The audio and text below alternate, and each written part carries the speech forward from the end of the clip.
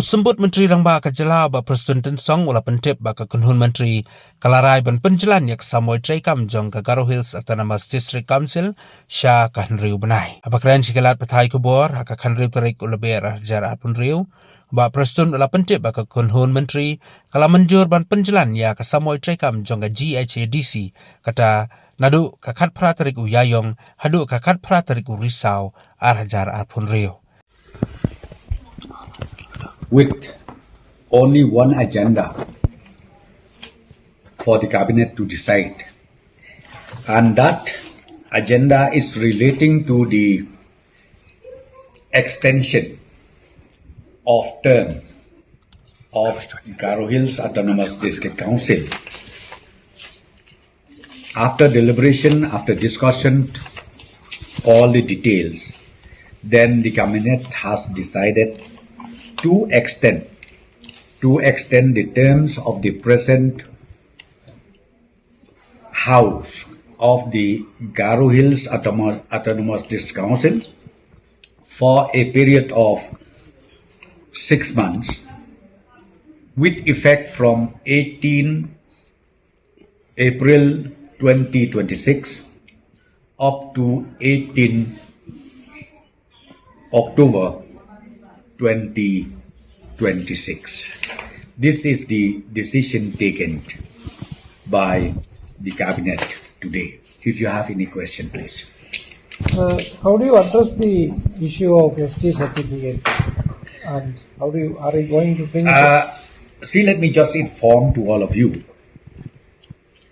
that again today in the morning, the CM of the District Council, Shri Albinus Armara, has resigned from the post of CM, and I'm also happy to inform to all of you that again in the afternoon of today, again the House has elected new CM by the name of Shri Dharmanat CH Sangma. So the new EC is now in place again, and with the decision taken by the cabinet today to extend the term of the house for another 6 months, now we leave it to the wisdom of the new executive committee to take a call on the issue of scheduled tribe or on the issue of contesting election both by tribal and non-tribal as far as Haduh Hills Autonomous District Council is concerned. After 18 April, because see, the extension will be effective from 18 April 2026 up to again 18 of October 2026. Means 18 October, after 18 October or before 18th October election? We are open to this. From the government side, we are open. Once because see, the new EC, the new executive committee and the new CM has to take the responsibility. Side by side, even the government will also take the responsibility of calling, inviting for discussion across the table in the level of the government under the chairmanship of the Honorable Chief Minister, and as well as in the level of the CEM of the Haduh Hills Autonomous District Council, because we would like to ultimately carry along everybody and to meet the aspirations of our people. There was no demand for a change of leadership. The issue was ST certificate. Why all of a sudden CM was changed? I think this is the common phenomena. You can't just say like that. Since about 21 MDCs, I think you knew it well, that day before yesterday, they paraded themselves and met the Honorable Governor. All the 21 of them, as per the rules.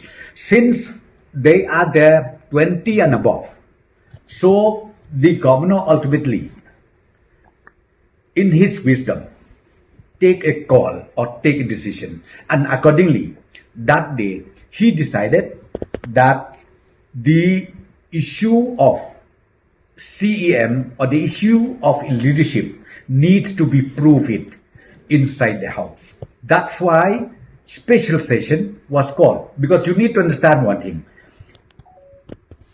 CEM and chairman of this council is the elected post. It's a constitutional post.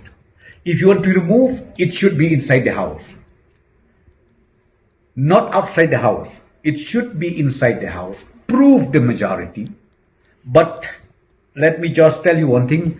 Today, before the session starts, the former CM of this council, Shri Albinos Armara, he submitted his resignation well before he faced the no confidence inside the house. So there were some differences between the party and the CEM, outgoing CEM. Sorry?